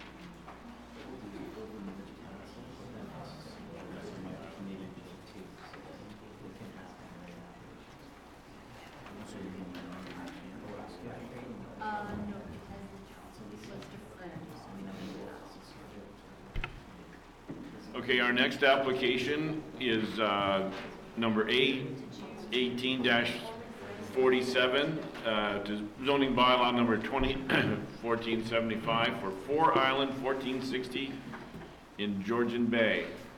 To the planner. Good morning. So the request for this application is to permit a reduction in the minimum required front yard setback to a septic to 27.6 meters, where 30 meters is required to facilitate the construction of a septic system pursuant to the Shoreline Residential Island Type 2 zone. The property is within the waterfront community in the district official plan, and waterfront within the Honey Harbor Coastal Waterfront community within the Township of Georgian Bay official plan. The subject property is located here in black. It is on a subdivided island just east of Minnetonka. As you can see, the subject land's outlined in red. So the building department has been out to the property numerous times and has cited the most appropriate as well as the only location on this property for a septic system to be installed. So I don't have any site photos because the planning staff has not been out to the property, but the building department, including our CBO as well as Kaylee Nicholson, have been out there numerous times. So just to give you an idea of the development of the existing property, so there is an existing cottage. The proposed septic is here, as you can see it. The 27.6 meters is this setback here. The other two setbacks comply with the 30-meter setback. So it is just on one portion of the island that they cannot meet that 30-meter setback. So under our zoning bylaw and through the building code, they are able to put in a septic without going through planning approval that will service what they have on their existing property. So they could put in a septic that will service their cottage and get a building permit for that. However, if they're proposing any development, so any additions to the cottage, any sleeping cabins, they are required to meet zoning. So in future, they are proposing a sleeping cabin in compliance with the provisions of the zoning bylaw, which is requiring them to meet the required setbacks for their proposed septic system, which is why we're here today for that reduced setback to 27.6 meters. Staff have no concerns with the proposed septic location. And as mentioned, the building department has been out to the property with their septic installer, and they have cited that this location is the only suitable location on the property to put a septic system. So staff are recommending approval of the application. And if you have any questions for myself, the applicant is also here as well. Or if you would like us to get anyone in the building department, they're also available as well. Thank you, Dana. Has there been any correspondence in this application? No correspondence was received. Is the applicant present, and would they like to comment or add any additional comments to this, to what Dana's had to say? If so, please come forward, give us your name and address for the record. Yes, Peter Armstrong,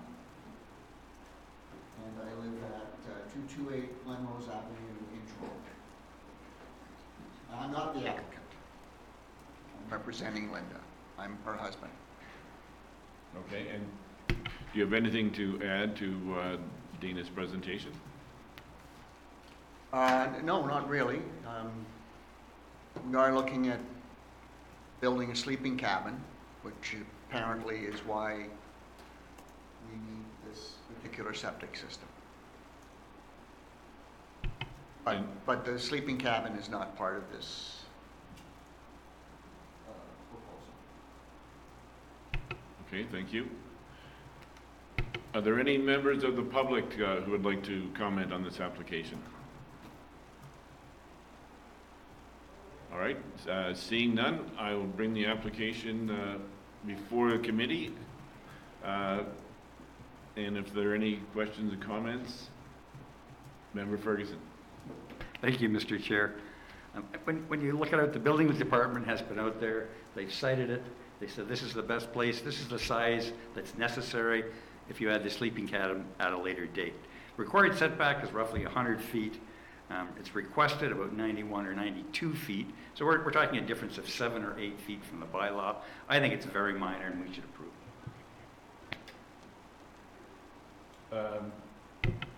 Councillor Bochek.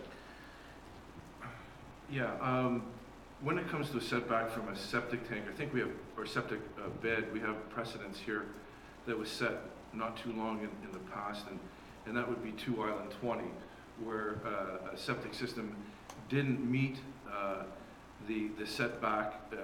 It was granted, but then it was appealed at the OMB, even though Section 8 of the Act says that where a septic bed can be installed, it would be the preferred method. In that case, on 2 Island 20, they were requested because they didn't meet the setback to put in a holding tank. So my fear here is that there is a group that is always looking at this out in the coastal Georgian Bay to make sure that everything is met. So I would caution that if we go ahead with an approval here, that Section 8 says, yes, that's what we should be doing, is installing a septic bed, not a holding tank, but in the case of 2 Island 20, it was overruled by the OMB, and a holding tank had to be installed. So just a little caution to our members. Member Matthews. Thank you, Mr. Chair. Question to Dana. Dana, is there a required setback between a sleeping cabin and the septic bed? Like a minimum setback? Through you, Chair Hill, I believe it's under the building code. They will have a minimum setback that they have to be, depending on how elevated the bed is. So it's anywhere, I believe, from 5 to 8 meters. So if the sleeping cabin does need to be shifted, there is still room to do so. This is just where they're hoping to put it. But the septic bed is, and the setback to it is what is before you today. In future, the sleeping cabin, if needed by the building department, can be relocated. All right, well, I guess secondary to that, and not to question particularly Dave Fedori and his knowledge of septics, but I just, in looking at this topography and the site plan, I wonder if we couldn't come 2 meters, I'm not sure which direction this might be, west, up or down, down towards the sleeping cabin, which would add to the 30 meters and it would be achieved. And perhaps if Mr. Fedori's available, he could explain that for you, or? Would you like me to go get them? I don't think. I'll send Victoria. One of them?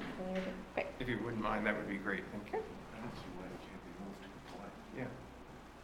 That's my question. Because it's only 2.5 meters that it has to move, right? So- That's a good question, and I think they probably have the answers. Councillor Douglas, did you? No, I was going to ask if we could have Hillier just to clarify why it's in the position, just so we can avert having any. Because it looks like there's lots of room, right? So Yeah. May I just ask a question? Was there any letters of objection? I have a question, not concerning Dave as well, too. Okay. Jamie, the question is to you. Looking at the site plan here, and I could be missing something, but is this septic system going to be shared by the one-story wood cottage as well as the proposed cabin? Because I don't see on the site plan a septic bed for the existing cottage. Because it's there. Yes, through you, Chair Hill, the septic system will be for the cottage and the sleeping cabin. It'll be a shared system. Okay, then if we do get our CBO in here, then I certainly would have some questions about that as well. So. Speaking of. Hello, everyone. Could you turn on the microphone and identify yourself for the record, please? Dave Fedori, Chief Building Official for the Township of Georgian Bay. You turn your mic off. Thank you for joining us, Mr. Fedori. We have a question here from the committee in regard to the location of the septic on the application that is before us. And Member Matthews had posed a question as to whether or not it was possible to move the location of the septic bed a couple of meters inland and therein comply with the required setback. Do you have any comment on that? On this property, no, it isn't. It's located right in the center of the island in a gully, and it is the best location on that property for the sewage system. I guess the question was, is it possible to move it a couple of meters in order to make it comply, or would No, that be out of you the won't question? be able to achieve it given the size, the area of this property and the rocks and everything and the gully that it would go through. Direction of flow, it's the best place on the property for the sewage system. And the sewage system that the building department would approve then would be a septic bed? Correct. They're going for a 4-bedroom septic system. Filter bed, 1,000-gallon tank, and 28 square meter bed. It can be elongated a little bit to fit it in that area. We had a concern expressed by Councillor Bojack that on a previous application, even though the location of the septic bed was approved by the Committee of Adjustment, it was subsequently submitted to the OMB, and they overturned the decision and allowed and required that they put in a tertiary system. Or a holding tank, sorry. Are you aware of that? I think I can provide some Okay. guidance Please go on ahead. that. The OMB and the township were on the same side with respect to the decision. So there's a history on that, and the history was that we were provided with incorrect information in the application. The survey that was provided with the application in the 2 Island 20 instance turned out to be not accurate. The original survey that was provided identified that the proposal did have I think it was a 20-meter setback, or it identified a specific setback from the high water mark. And it's on that basis of that information that a recommendation report from staff was prepared, and on the basis of that information provided by the applicant that the decision from council was made with respect to that. When staff did a site visit following the appeal and pulled out a measuring tape, at that point it became apparent that the survey that was provided by the applicant was incorrect. It was not accurate. So at that time, staff identified that a septic system could not be sited on the property because the measurements originally provided were incorrect and that a holding tank had to be used. So Those are the facts, and that's what happened. So it was staff's position, when provided with the correct information, that a holding tank was the only option. So I wouldn't want to frame it that the appellants and the board were the saving grace in that. It was the incorrect information was provided at the outset, and when the correct information was provided, the holding tank was the only option. Right, Jamie, just for clarity on that, because the reason that they were ruled to put a holding tank is because they couldn't meet the setbacks, is all I was getting at. The measurements were wrong, yes, and things like that, but in the end, when we measured it, it had a shortfall. It couldn't achieve the proper setback from the high water mark. And so they ordered a holding tank because Section 8 didn't allow it to go in. So my concern here, and I'll reiterate what I said earlier, we are not achieving the setbacks the same as 2 Island 20 didn't. So I was just wondering if and Dave is the expert on this, obviously, being our CBO, are we going to be put in a similar position if somebody wishes to appeal this, saying that you haven't reached, if the committee doesn't pass this, you haven't reached the required setback, and that they will argue at the OMB that a holding tank should be installed. That was my concern. I think I can address that too. Okay. Through Mr. Chair. The main difference there was there's the building code requirement of a 15-meter setback, and it was the 15-meter setback that couldn't be achieved in that previous instance. In here, the setback that's being proposed is 27 meters, so I'm very confident that they could achieve the minimum setback with 15 meters provided by the building code, and that's the key distinction here. The distances are much greater, so I don't believe that would be the case. The variance they're asking for here is to the 5. That's what I need to hear. My other question to our CBO is, since this septic system is going to be shared by both dwellings, the sleeping cabin and the main unit, having a holding tank that far away from the main unit, is that going to be problematic? We're looking at a long run from the cottage over to the holding tank before it reaches the leaching bed. Maybe you could comment on that. So I haven't exactly seen the layout for what they're applying for the permit application, but you can get pumps that'll pump, they'll pump a significant amount depending on the horsepower and the grinder pump. Given where this property is and what was there, a 3-bedroom septic could have went in. They want to get the 4-bedroom. So I don't think there's an issue with anything on that property. It's totally different than the other property. Great. I thank you, Dave, for your comments, and as well, Jamie, thanks for your comments. Yes, thanks, Dave. We were just wanting to not leave ourselves exposed here, but the information that we got from Mr. Robinson certainly made that clear for us. So I think, can I speak on behalf of the members that we're all clear now on what needs to be done? All right, then thanks, Dave, for stepping up, and we'll go on from there. So were there any other questions or comments from members of the committee? Having seen that, I will go ahead and read the application.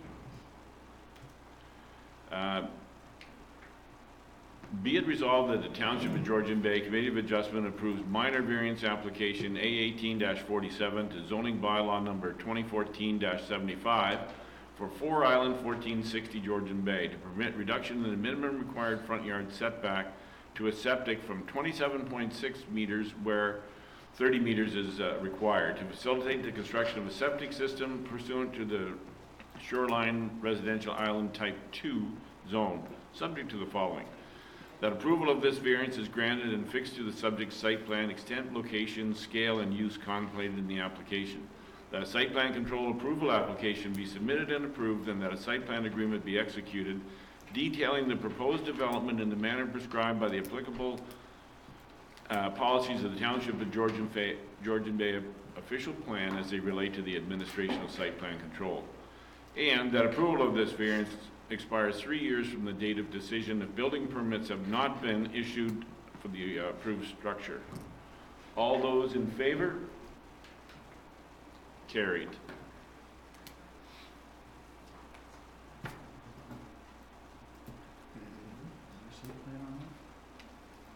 Yes.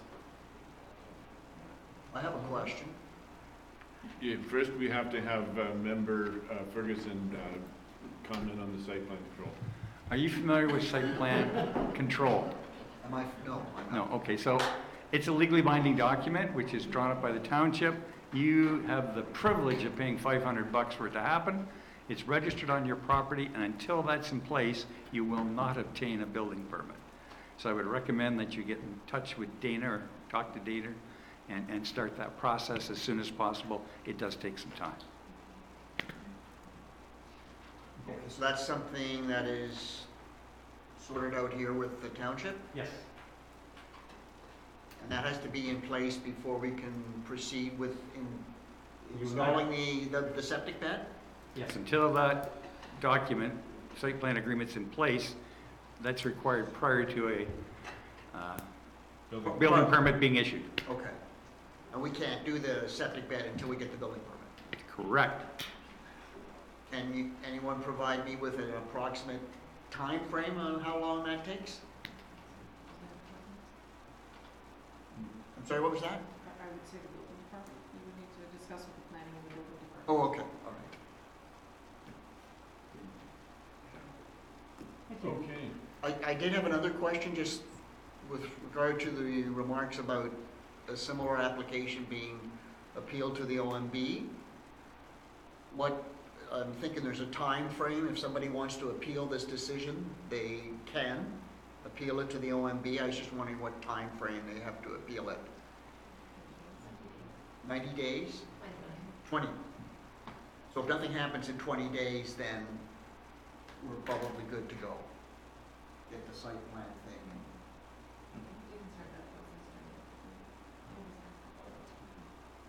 Does that answer all your question?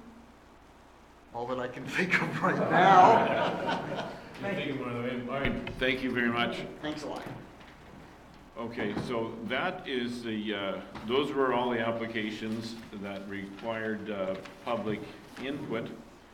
We have one more application here that is not a public application, and it's a continuance of an application that we looked at in December in regard to 14 Blue Water Road. So we have we deferred the application back then with some recommendations to the applicant, and he's come back to planning with a response. And is this yours, Dana?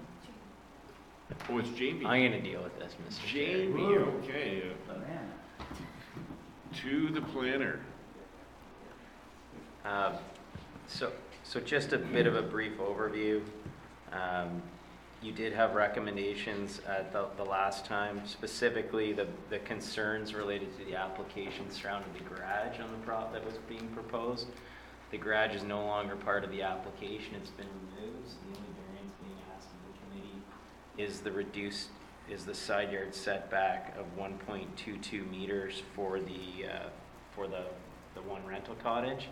That setback is greater than what the current setback is that exists on the property. So you heard the application last time. I don't think there's any reason to go over it unless there's any specific questions, but the variance that's being asked of the committee at this point in time is simply the setback for one of the rental cottages. I have one question, Mr. Robinson, when you're ready. Do we get do we have, or is that what we see on screen, this revised site plan? And there's no change to the location of the access road going in there? No, no, there hasn't been. This was the area where the additional garage was proposed. It's taken off the site plan now. It's not part of it. So we're just dealing with this setback in this area. And again, just along that same line, there were a couple of other sheds or storage areas that were right on the property line there. Are those being removed as part of this as well, or? I don't believe so. I don't know the answer to that, but it isn't part of the application that we're tasked with dealing with here. It's really focused on this side, where the other application was this issue right here and the neighbors. The applicant also owns the neighboring property here where the variance applies to, and so that's really what we're focused on. There were a number of questions that came out of a fairly lengthy discussion of this application at our last meeting, and they had concern about the number of storage trailers and boats and sheds and that thing on the property. And so the question that I'm posing here is there, when a new application comes before the committee, do the existing sheds and things of that nature come under scrutiny for that, or do they get grandfathered? If they are legal non-complying in the sense that, so I think what you're referring to is if there's legal structures on the property that comply with the zoning bylaw, that's fine. If there's structures that don't comply with the zoning bylaw, but they're what we've referred to as legal non-complying or legal non-conforming, that they predated the zoning bylaw, those are also by their nature grandfathered because the bylaw contains those provisions, so they aren't dealt with. If there's issues that we've got a structure, for example, that isn't complying in some manner, that was built without a permit after the zoning bylaws came into effect, then that's a bylaw compliance matter. And yes, the municipality would want those situations remedied before we provide any additional building permissions to a property, but that's not the case here.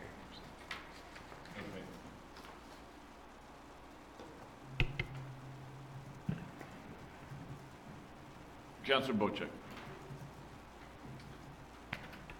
Essentially, Jamie, we're looking to approve the applicant from seeking relief from himself, correct?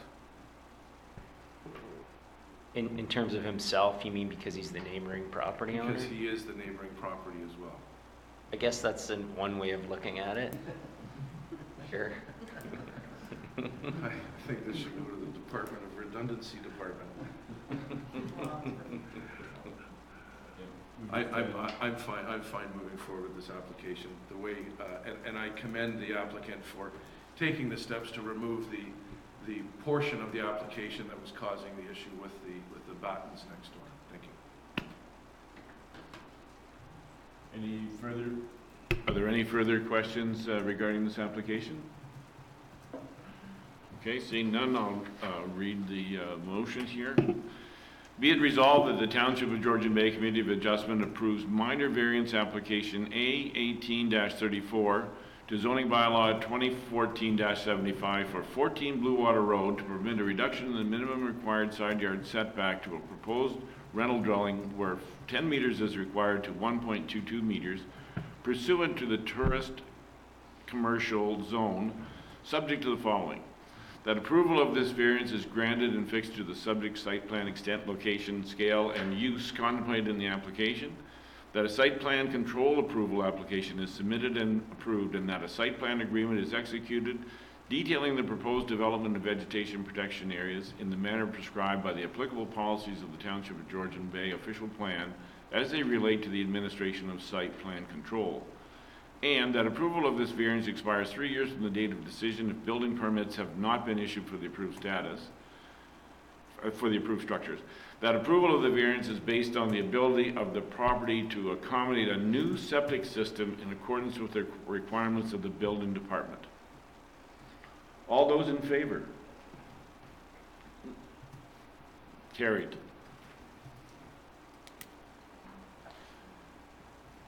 Mike, would you maybe explain the site plan control, or maybe you did the last time? Is the applicant here? Yes. Are you familiar with site plan control agreements? I've already got 2 of them for that property. Oh. That's what I thought. Thank you, sir. Copy it again. So a simple amendment. Yeah, that was going to be a question for Jamie. If there is a site plan control agreement in place, and a modification like this is made, what is the process to incorporate that into the site plan agreement? it's an amendment to the site plan agreement, so there's a separate fee for an amending site plan agreement, so. Similar process, it's just an amendment to the existing agreement. Does that have to go to council or anybody other than planning? Yeah, I believe for any commercial application, it would still go to council for approval. Okay, thank you. I see we have, I'm already working on a meeting with the planners, so we can go through the site plan, because we've got the other ones to deal with as well. Because that 3-year time frame is going to be... you have to turn on your microphone and identify yourself as Mr. Vanderwall. Rick Vanderwall. And I've already talked to the planners, so we're trying to set up a meeting for next week to figure out what we're going to do for the site plan agreement, everything that they want in there, so we can proceed and go a little fast. That's all. Thank you. Thank you again for modifying your application to accommodate the neighbor. I think that works out really well. Okay, thanks. Thank you. Bye. Okay, that is our list of applicants for today. But before we adjourn our meeting today, I would like to invite His Worship Mayor Peter Kuchar to come forward.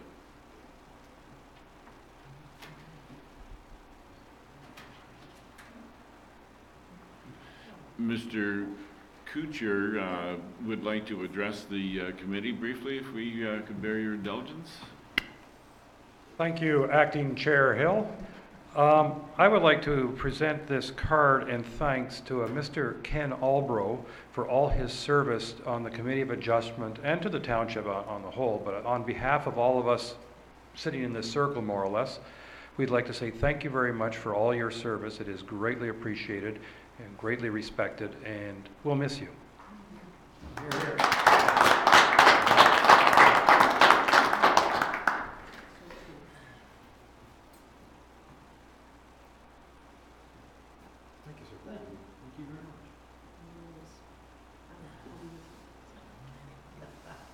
Thanks, Kim, that's a job well done. We may still call upon you for the odd bit of inside information from time to time. Hey, Ken and I are going to be sitting there. Okay. Unofficial Mayor Hanson. Cool and supports up.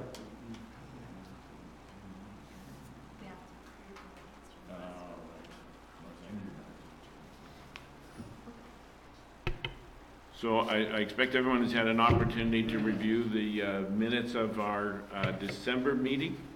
Are there any questions or comments about the minutes? Dave? No? No, Mr. Hill. No? Okay. Chairman, acting chairman. Yeah, AC. All right, seeing no comments, I raise the question, are we all in favor of approving the minutes of our December meeting? You don't approve? Where did you at? What was The motion was, I'm looking for approval for the minutes of our December Committee of Adjustment meeting. Did you have a mover? Yes. Yeah. Okay. One last question. Carried. Oh, We that's do not now. supposed to be December, actually. It's supposed to be January. No, it's December. Oh, yeah, you're right. So that was moved by Mike and seconded by here. You have to sign this. Oh, of course, yeah. Very good. Nothing much piece of information there. This is the last one. Okay. Be it resolved that the Township of Georgian Bay Committee of Adjustment does now adjourn at 11:21 a.m. Until our next meeting on February the 15th, or by the call of the chair. All in favor? Okay, meeting is adjourned. Thank you very much. Do we, to the planning department, do we have a calendar of committee COA meetings for 2019 yet? Yes, it's on the website. Is it? Okay, thank you. Yeah, we can, I can. We can have